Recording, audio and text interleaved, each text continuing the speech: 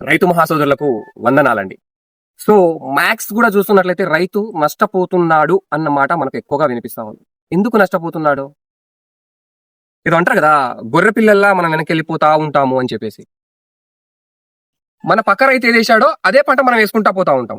ఇప్పుడు ప్రెజెంటు ఇయాల మార్కెట్‌లో మిరపకి రేట్ ఎక్కువుంది.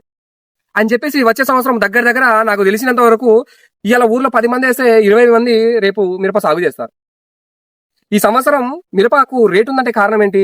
డిమాండ్ ఉంది. మిరపకు డిమాండ్ ఉంది. డిమాండ్ ఎందుకుంది? ప్రొడక్షన్ అనేది తగ్గింది.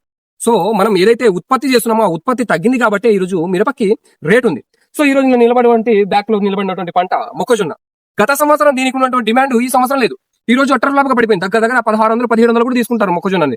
ఈ రోజు గవర్నమెంట్ కూడా తీసుకునేటువంటి పరిస్థితులు కూడా లేదు.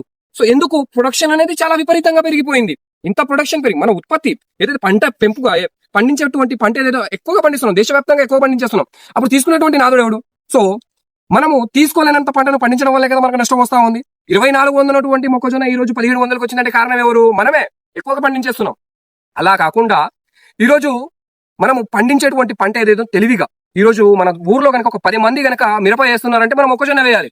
ఈరోజు మన ఊర్లో కనుక ఒక 10 మంది మొక్కజొన్న వేస్తున్నారంటే మనము మిరపకి వెళ్ళిపోవాలి. ఆ విధంగా ప్రొడక్షన్ ఏదైతే తక్కువగా ఉంటుందో అలా మనం కనుక చూసుకొని తక్కువ ప్రొడక్షన్ ఉన్నటువంటి పంటను ఎంచుకొని ఇటువంటి ఏదైనా కంది కావచ్చు, మొక్కజొన్న కావచ్చు, పత్తి కావచ్చు, మిరప కావచ్చు, వరి కావచ్చు, ఏదైనా కానీ తెలివిగా ఆలోచించి మనం కూడా పంటల్ని వేసుకున్నట్లయితే ఖచ్చితంగా ప్రతి ఒక్క రైతు కూడా లాభదాయకంగా ఉంటారండి.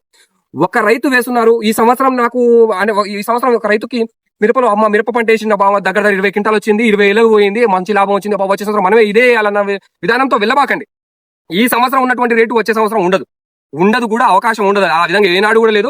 ఈ వాటికి నేను చూస్తున్నటువంటి 10-15 సంవత్సరాల మార్కెట్ లో దగ్గర దగ్గర ఈ సంవత్సరం ఉన్నటువంటి రేటు వచ్చే సంవత్సరం లేదు, వచ్చే సంవత్సరం ఉండేటువంటి రేటు ఈ సంవత్సరం ఉండదు. సో కాబట్టి ఖచ్చితంగా కూడా మ్యాక్స్ డిమాండ్ ఉన్నటువంటి ప్రొడక్ట్ ఎంచుకోండి. ఎక్కడ మన ప్రొడక్షన్ ఎక్కువగా అవుతుందో ఆ ప్రొడక్షన్ ఎక్కువగా అవుతున్నటువంటి పంటను ఆపండి. సో మొక్కజొన్న ఎక్కువగా అయింది, ఈ సంవత్సరం మిరప వేసుకున్నోడికి అదృష్టం ఉంది.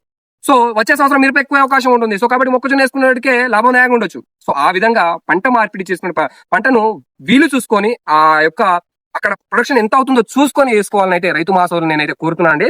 ఖచ్చితంగా లాభదాయకమైనటువంటి పంట తీయాలి అంటే గనక మనం ప్రొడక్షన్ ని అంటే ఎంత పంట పండుతుంది ఈ సంవత్సరం, ఈ పంట ఇంత పండుతుంది, ఇంత పండుతుంది అంటే మనం తక్కువ పంటదే చేసుకోవాలి అన్న అంశంతో వెళ్ళారంటే ఖచ్చితంగా లాభదాయకంగా ప్రతి ఒక్క రైతు కూడా లాభాల బారిన పడొచ్చండి. సో కాబట్టి మనం నష్టపోవడం అనేది మన చేతిలోనే ఉంది. కాబట్టి ఖచ్చితంగా పంట వేసుకునే ముందు చూసుకొని వీలైనంత వరకు మనం సరౌండింగ్ లో క్యాచ్ చేసుకొని ఏ పంట ఎంత పండుతుంది అన్నది మనం క్లియర్ గా తెలుసుకొని వేసుకున్నట్లయితే లాభదాయకమైనటువంటి పంటలు చేయొచ్చు, మంచి లాభాన్ని అయితే పొందొచ్చు.